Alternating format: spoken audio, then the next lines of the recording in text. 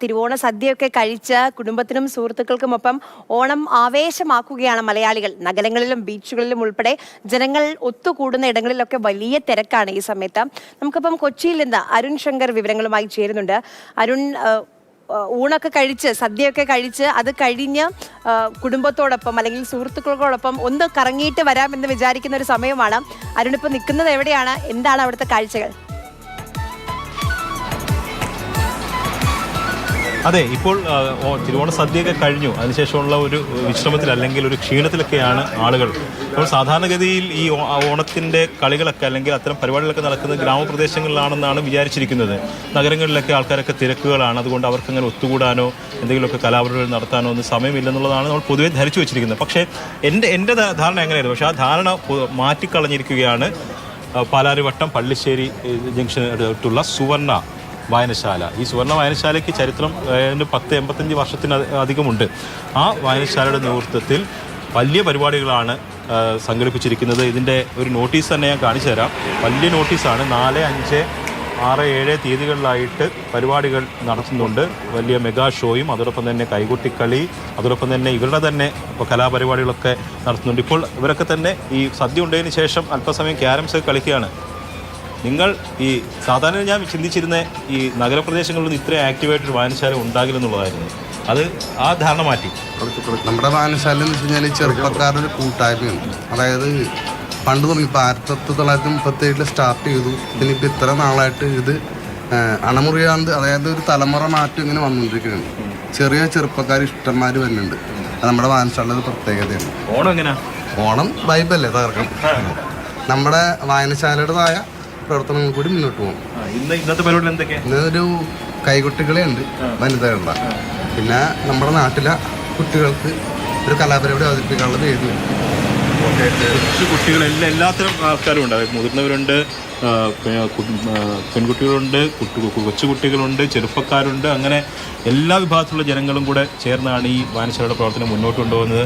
എങ്ങനെയുണ്ട് ഇപ്രാവശ്യം ഓണം? എങ്ങനെ ഉണ്ടായിരുന്നു? ഓണം കൊള്ള അടിപൊളി, നല്ല ഓണമാണ്. പിന്നെ വിരുന്നൊന്നും പോയില്ലേ? വിരുന്ന് പോയിട്ടില്ല. ഓണം ഇത് കഴിഞ്ഞിട്ട് വേണം, ഓണപ്പരിപാടി കഴിഞ്ഞിട്ട് വേണം വിരുന്ന് പോകാൻ. സുവർണ്ണ കഴിഞ്ഞിട്ടുള്ളൂ വിരുന്ന്. കാരണം പ്രധാനം നമുക്ക് വായനശാലയാണ്, ഒരു ജനകീയ വായനശാലയാണ്. പണ്ട് കാലം തുടങ്ങിയിട്ട് കാർന്നവന്മാർ തുടങ്ങി വെച്ചത് ഇപ്പോൾ കൊച്ചു കുട്ടികളിലേക്ക് എത്തി നിൽക്കുകയാണ്. ആ കുട്ടികളിലേക്ക് ഇത് പറഞ്ഞു കൊടുക്കുക. ഓണം എന്ന് പറഞ്ഞാൽ അതിൻ്റെ ഒരു സന്ദേശം എന്താ പറയുക, നമ്മൾ സ്നേഹം, സാഹോദര്യം, മതമൈത്രി ഒക്കെ കൂടിയിട്ട് അത് കൊച്ചുകുട്ടികളിലേക്ക് എത്തിച്ചു കൊടുത്തുകൊണ്ട് ഇത് വീണ്ടും ഒരുപാട് കാലം മുന്നോട്ട് പോകട്ടെ. തിരക്കിൽ ഇത്ര ഒരു വായനശാല പ്രതീക്ഷിച്ചില്ല. ഓക്കെ, എല്ലാവർക്കും തിരക്കുകളൊക്കെ ഉണ്ട്. എങ്കിൽ പോലും ആ തിരക്കിൽ നിന്നൊക്കെ മാറിയതുകൊണ്ട് നമുക്ക് കിട്ടുന്ന സമയം കൊണ്ട് നമ്മൾ ഈ വായനശാലയുടെ പ്രവർത്തനങ്ങളും അതുപോലെ വായനശാല ഉൾപ്പെട്ടുകൊണ്ട് സാമൂഹിക പ്രവർത്തനങ്ങളും ഒക്കെ നടത്തിക്കൊണ്ടിരിക്കുകയാണ്. നിങ്ങൾ ഇന്നത്തെ പരിപാടിയിൽ നിങ്ങളുടെയൊക്കെ പരിപാടികളുണ്ടെന്ന് പറഞ്ഞിട്ടുണ്ട് ഇല്ലേ? ഒരു പാട്ട്, എല്ലാവരും ഒരു പാട്ട് പാടിയല്ലോ. ആരാ പാടുന്നത് മെയിനായിട്ട്? സാബു ചേട്ടാ, ഒരു പാട്ട് പാട്.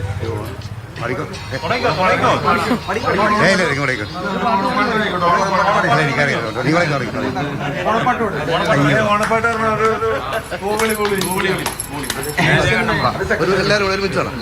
പൂവിളി പൂവിളി പൊന്നോണമായി പൊന്നോണത്തുമ്പി ഈ പൂവിളി മോഹം കൊണ്ട് മുത്തായി മാറും പൂവയലി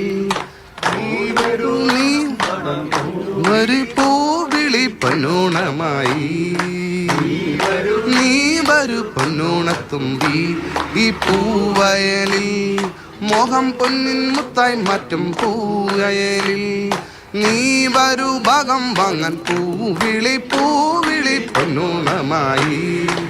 പൊന്നോണം മാത്രമല്ല, ഗംഭീര ഒരു പൂക്കളം. ഇതാറട്ടെ, ഈ പൂക്കളൊന്ന് കാണേണ്ടതാണ്. ഇത്രയും മനോഹരമായൊരു പൂക്കളം ഈ ഓണത്തിൽ ഞാൻ കണ്ടിട്ടില്ല.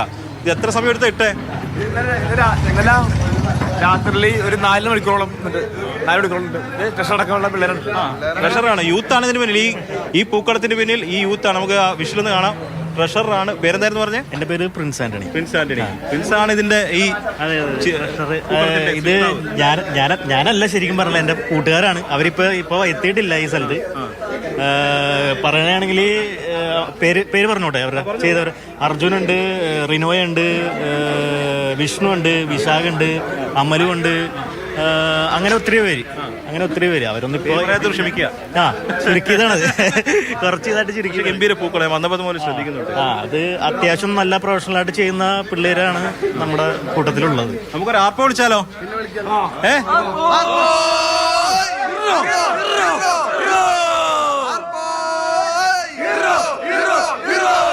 ആവേശം തീർക്കാൻ രാത്രി ഒരു പരിപാടി ഉള്ളത് നിങ്ങൾക്ക്. പിന്നെ പറഞ്ഞ മതി.